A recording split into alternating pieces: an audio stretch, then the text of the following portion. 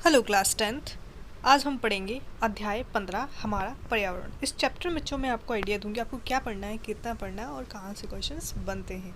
बच्चों चैप्टर बहुत आसान है, चलिए स्टार्ट करते हैं। हमारा पर्यावरण, पर्यावरण की बच्चों डेफिनेशन क्या है। पर्यावरण बच्चों हम उसे कहते हैं हमारे आसपास प्रकृति में जो भी हमारे आसपास है, चेयर कुर्सी टेबल वायु पेड़ पौधे जानवर, हर एक चीज़ क्या है पर्यावरण का हिस्सा होते हैं। चलिए आगे बढ़ते हैं।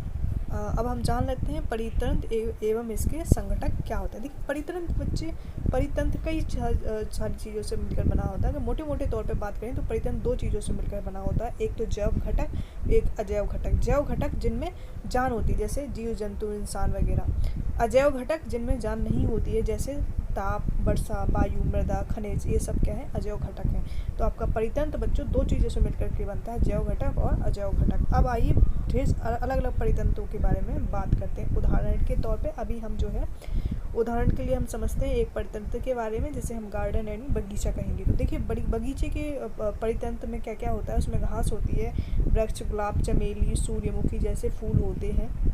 ये सब क्या है बच्चे बगीचे का परितंत्र है। अब बात करते हैं किसी जलाशय के परितंत्र के बारे में, और इसमें जो है इसके साथ साथ बच्चे आपको मेढक कीट पक्षी भी दिखाई देंगे एक गार्डन में। अब बात करते हैं हम एक सजीव परस्पर एक तालाब के बारे में बात करते हैं, तालाब या झील के बारे में बात करते हैं। तो देखिए तालाब और झील में आपको क्या देखने के लिए मिलेगा, उसमें भी आपको ढेर सारे जो है मछली पानी, उसमें भी आपको जो है घास वगैरह देखने को मिलेगी। तो ये जो है अलग अलग तरीके के परितंत्र हैं। एक होता है मानव निर्मित परितंत्र और एक होता है प्राकृतिक परितंत्र। तो देखिए जो ये प्राकृतिक परितंत्र है वो क्या है, आपके तालाब है नदी है, और जो मानव निर्मित यानी कृत्रिम परितंत्र है क्या है बगीचा और ये खेत। ये सब क्या मानव द्वारा जो भी चीज़ें बनाई जाती हैं वो कृत्रिम परितंत्र में आती हैं, जो मानव द्वारा नहीं बनाई जाती हैं वो प्राकृतिक परितंत्र में आती है। अब बच्चों आगे हम बात करते हैं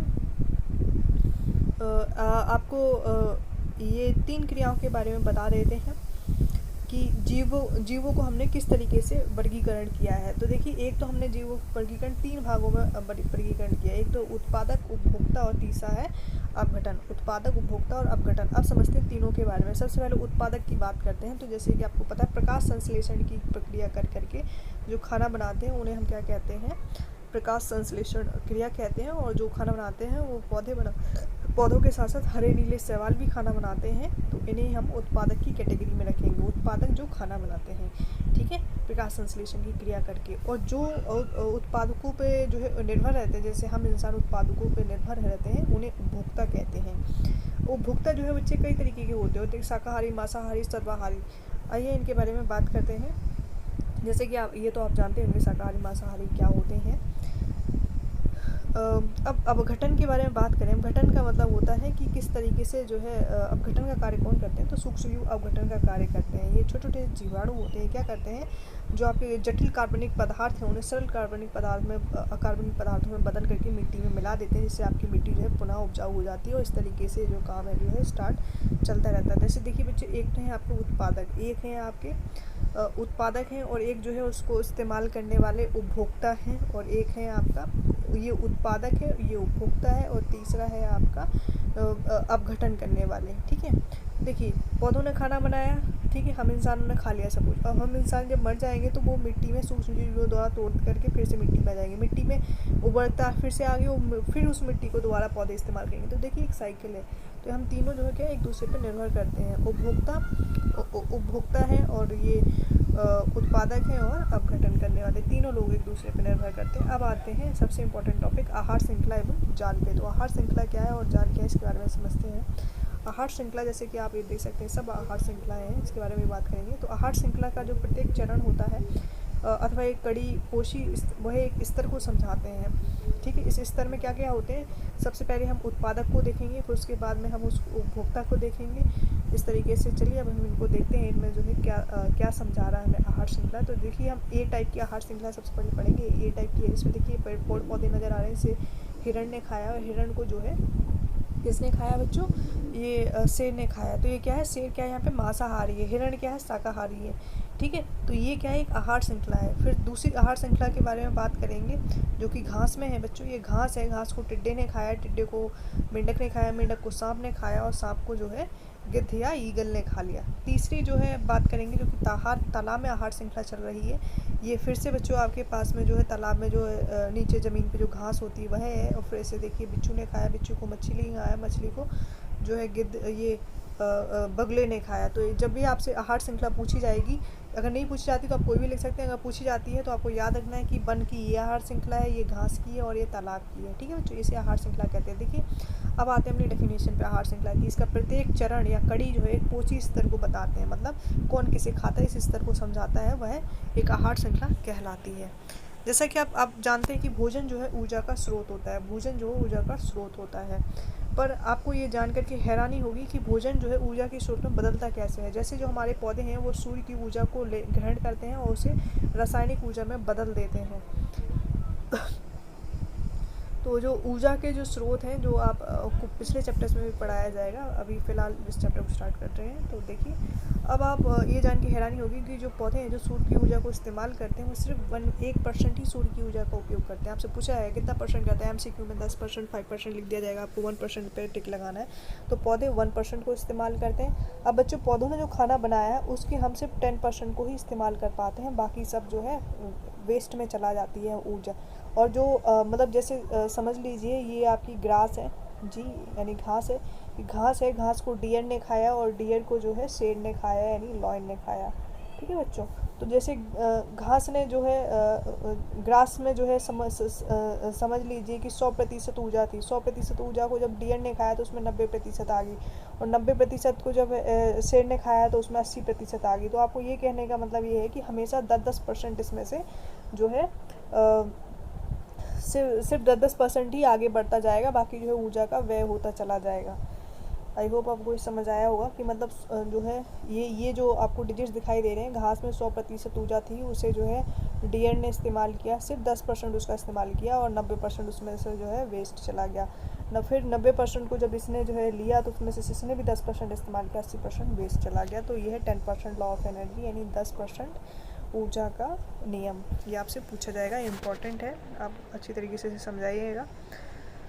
तो आहार श्रृंखला में जैसा कि आपने देखा ज़्यादातर 3 या 4 चरण होते हैं, 4 चरण हाईएस्ट होते हैं, कम से कम 3 चरण होते हैं। 3 चरण में आहार श्रृंखला चलती है जिसमें एक दूसरे को जो है कैसे खा रहे हैं वो दिखाया जाता है।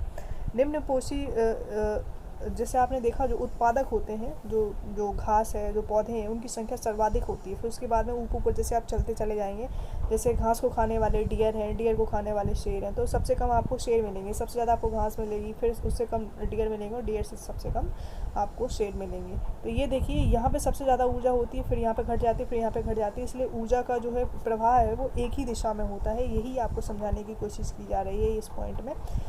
और जब आप इसका अगला पॉइंट पढ़ेंगे तो आप उसमें जानेंगे कि काफ़ी अंतर होता है इन आहार श्रृंखलाओं में, एक दूसरे पर परस्पर निर्भर करती हैं, इसलिए हम इसे आहार जाल भी कहते हैं। देखिए इसे समझाती हूँ आहार जाल किस क्यों कहते हैं, क्योंकि देखिए अगर ये थोड़ा एक पेज पे दिखाना मुश्किल है बट कोशिश कीजिए। देखिए ये सपोज़ कीजिए ये आपकी घास है, ठीक है, ये आपकी घास है और घास को ये घास यहाँ पे आगे, घास को बच्चों मेंढक ने खाया, मेंढक को सांप ने खाया और सांप जो है चिड़िया को भी खाता है। ठीक है, सांप चिड़िया को भी खाता है, मेंढक को भी खाता है और सांप चूहे को भी खाता है। तो देखिए किस तरीके से ये जो है जटिल तरीके से आपकी आहार श्रृंखला एक दूसरे से जुड़ी हुई है। मैं दोबारा बताती हूँ इसे आहार जाल क्यों कहा गया। जाल का मतलब ढेर सारी, जैसे मकड़ी का जाल, ढेर सारी डायरेक्शन, पता नहीं चलता कौन किस डायरेक्शन से जो है जाल आया हुआ है। उसी तरीके से देखिए किस तरीके से एक जो जीव है वो कितने सारे जीवों को खा रहा है। जैसे देखिए आप यहाँ पे ये जो है सांप है, सांप देखिए ये मोर को भी, अच्छा जो मोर है वो सांप को खा लेगा, ठीक है, और सांप जो है मेंढक को खा लेगा और चिड़िया को भी खा जाएगा, इस चूहे को भी खा जाएगा और फिर सांप को जो है वो ये ईगल खा जाएगा। ठीक है, इस तरीके से देखिए एक दूसरे से जाल है, जुड़ा हुआ है कि मतलब ये लोग एक दूसरे को खा सकते हैं।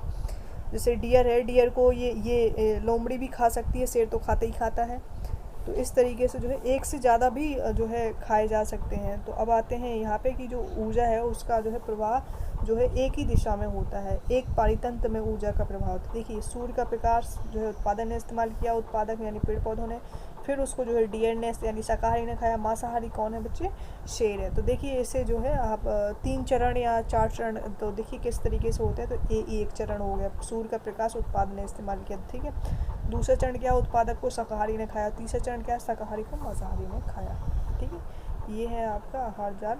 आइए आगे बढ़ते हैं। अच्छा, ये डायग्राम बड़े इंपॉर्टेंट आपसे बनवाए जाएंगे आपको, ठीक है। ये बनाने आने चाहिए उदाहरण के साथ भी और इस तरीके से भी। अब बात करते हैं जैसे कि आप जो भी भोजन खाते हैं, आपको पता है फसलों को पैदा करने के वक्त उनमें पीड़क नाशक या रसायन पदार्थों का उपयोग किया जाता है, जो आपकी DDT वगैरह हैं और जो यूरिया वगैरह है उसका इस्तेमाल किया जाता है। तो ये क्या है, ये हानिकारक चीज़ें होती हैं। तो ये पेड़ पौधों में छिड़की जाती हैं और मिट्टी में मिल करके पेड़ पौधों में जाती हैं, और पेड़ पौधों को जो है हम अपने भोजन में परोस करके खा लेते हैं। तो इसमें जो भी ये जो विष है, जो भी इसमें जो है हानिकारक चीज़ें वो हमारे भोजन में आ जाती हैं। भोजन में आने के बाद वह जो है हमारे शरीर में जाती हैं, और फिर हमें जो मतलब जैसे पेड़ पौधों को खाया, पेड़ पौधों को डियर ने खाया, हिरण ने उसको खाया, तो उसमें जो है सपोज़ कीजिए इस तरीके का जो है रसायन पदार्थ पहुंच गए जो कि हानिकारक है। फिर उसको डियर को जो है ईगल ने खा लिया, शेर को खा लिया। तो सबसे ज़्यादा देखिए जो है ख़राब खाना कौन खा रहा है, शेर वगैरह खा रहे हैं, ठीक है। शेर हैं या जो मांसाहारी लोग हैं वो सबसे ज़्यादा ख़राब, मतलब सबसे ज़्यादा रसायनों से भरा हुआ, सबसे ज़्यादा जो है विष वाला खाना वही लोग खा रहे हैं। इस प्रक्रिया को जिसमें आप हमारे जो भोजन में, हमारे शरीर में विष आ जाता है, हानिकारक पदार्थ आ जाते हैं, उसको हम जो है यहाँ पे ये देखिए जैव आवर्धन कहते हैं। आपसे पूछा जाएगा कि जैव आवर्धन क्या है, तो आपको बताना है कि ये जो रसायन का जो है, रसायन सर्वाधिक मात्रा में संचित हो जाते हैं, उसे हम जैव आवर्धन कहते हैं। तो सबसे ज़्यादा जो है रसायन मनुष्य में आएंगे, मनुष्य में भी मांसाहारी मनुष्य में आएंगे, ठीक है। इस बात को ध्यान रखना, मैंने आपको समझा दिया है। तो इससे बचने का एक उपाय बताया गया कि जब भी आप सब्जियां खाएं तो उन्हें उसे जो है पानी से धो करके खाएं। चलिए अब आगे बढ़ते हैं। ये कुछ प्रश्न हैं, आप लीजिएगा। अब हम समझते हैं हमारे पर्यावरण में जो है क्या चल रहा है। सबसे पहले ओजोन के बारे में बात करें तो ओजोन के बच्चे जो 3 अणुओं से मिलकर के, ऑक्सीजन के 3 अणुओं से मिलकर के जो बनता है उसे हम ओजोन कहते हैं। O3 से हमें इसे लिखते हैं। ऑक्सीजन को बच्चे हम O2 से लिखते हैं। ध्यान रखिएगा, काफ़ी इसमें जो है फ़र्क होता है।